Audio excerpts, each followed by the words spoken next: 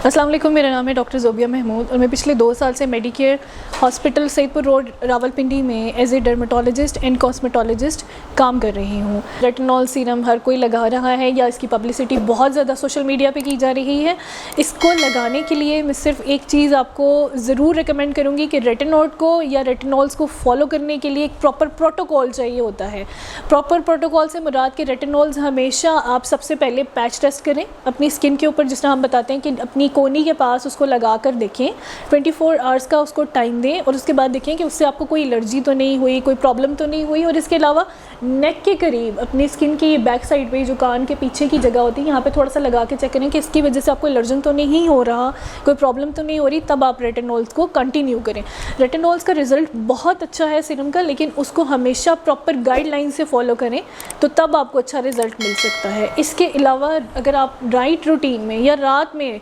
Retinol serum की application कर रहे हैं तो सुबह में आपने अच्छा मॉइस्चराइज़र अपनी स्किन पर ज़रूर लगाना है। अच्छा मॉइस्चराइज़र से मुराद ये हो सकता है कि उसमें हाइलुरोनिक एसिड बहुत अच्छा लेवल का हो ताकि आपकी स्किन की जो हाइड्रेशन लेवल है वो ठीक रह सके या उसकी नमी बरकरार रह सके। इसके साथ साथ आपने सनस्क्रीन का इस्तेमाल ज़रूर करना है कि रेटिनॉल अगर आप रात में लगाने और सुबह सनस्क्रीन नहीं लगाते